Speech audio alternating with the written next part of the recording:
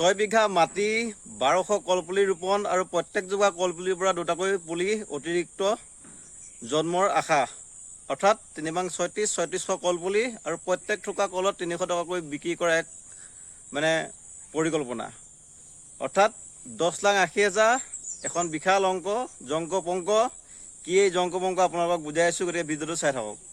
Hello' বন্ধুসকল, welcome back to my YouTube channel টিলুচন মিক্সাৰ। চ' বন্ধুসকল, মই আজি উপস্থিত আছোঁ এখন কলৰ বাগানত। সেই কলৰ বাগানখন হৈছে 6 বিঘা।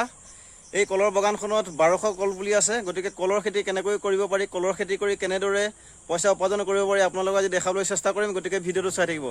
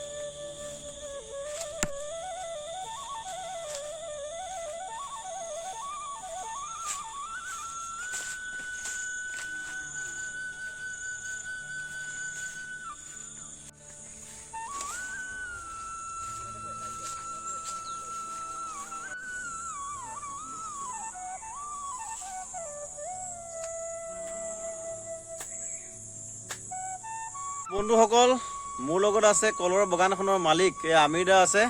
চ' আমিৰ দাৰ পৰা জানিবলৈ চেষ্টা কৰিম কলৰ বাগানৰ খেতি কেনেকৈ কৰে, তেওঁ কিমান বিঘা কলৰ খেতি কৰিছে। ত' বন্ধুসকল, আমিৰ দা আপুনি কিমান বিঘা খেতি কৰিছে কলৰ বাগান? কল বাগান 6 বিঘা কৰা হ'ল। 6 বিঘা কৰিছে। কিমান পুলি লগাইছে? 1200 পুলি।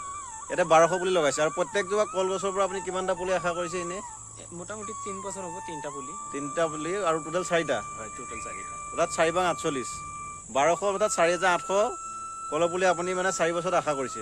আৰু প্ৰত্যেক থকা কলত কিমান টকাত বিক্ৰী কৰিব পাৰে? মিনিমাম 250ৰ ওপৰত, 250ৰ পৰা 500 লৈকে হ'ব। 250ৰ পৰা 500 অৰ্থাৎ মানে 300 ওপৰত যাব আৰু। গড়ে 300ৰ ওপৰত যাব। গতিকে আপুনি কলৰ বাগানখন কেনেকৈ কৰে ৰাইজক অকণমান কৈ দিয়ক। ইয়াত পানী দিব লাগে নে নালাগে, বা মাটিটো কেনেকুৱা হ'ব লাগে? মাটিটো অলপ বালিহীয়া হ'লে ভাল হয়। তাৰপিছত ইয়াত যদি জৈৱিক সাৰ দিয়া হয় আৰু বেছি ভাল হয়। আমি দিয়া নাই, মাত্ৰ পচন সাৰ।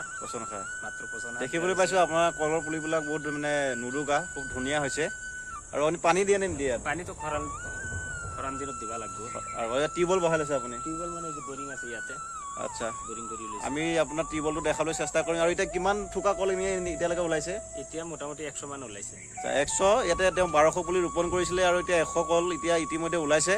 আৰু তেওঁ আশা কৰিছে মানে প্ৰত্যেকজোপা কলৰ পৰা 3টাকৈ পুলি, অৰ্থাৎ 4টা পুলি হ'ব। গতিকে এখন দিন লাগিব। তেওঁ এটা খুব সুন্দৰভাৱে পৰিকল্পনা কৰিছে, সুন্দৰ বাগানখন আপোনালোকক দেখাবলৈ চেষ্টা কৰিম। তো কলৰ বাগানত খৰাং কালত পানী দিব লাগে, তেওঁ সুন্দৰভাৱে পানীৰ ছিষ্টেম কৰি লৈছে। এখন বিশাল কলৰ বাগান 6 বিঘা মাটি কালি। ইতিমধ্যে তেখেতে ক'লে 100 টকামান কল ইতিমধ্যে ওলাইছে। আৰু তেখেতে প্ৰত্যেকটো কলগছৰ পৰা 3জোপাকৈ অতিৰিক্ত কল মানে জন্ম হোৱাৰ আশা কৰিছে 4 বছৰৰ ভিতৰত। চ' বন্ধুসকল, এই 6 বিঘা মাটিত যে অকল কলৰ খেতি আছে এনে নহয়, তেখেতে খুব সুন্দৰভাৱে খুব সুন্দৰ পৰিকল্পনা কৰি ইয়াতে কলগছৰ ফাকে ফাকে এয়া দেখিছে তামোল গছ, খুব সুন্দৰ তামোল গছ। ইয়াতে তেখেতে জনোৱা মতে 1800 জোপা তামোল গছ আছে। আৰু কলগছৰ ইমান আয়ুস ইমান নহয়। গতিকে 4 বছৰমানৰ পিছত কলখিনি মৰি যাব। আৰু তেখেতে কলৰ পৰা উৎপাদন কৰাৰ লগে লগে যিবিলাক তেওঁ তামোল গছ আছে, তামোল গছবিলাক ডাঙৰ হৈ যাব। আৰু তেখেতৰ এখন বিশাল 6 বিঘা মাটিত তামোল গছ উৎপাদন হ'ব।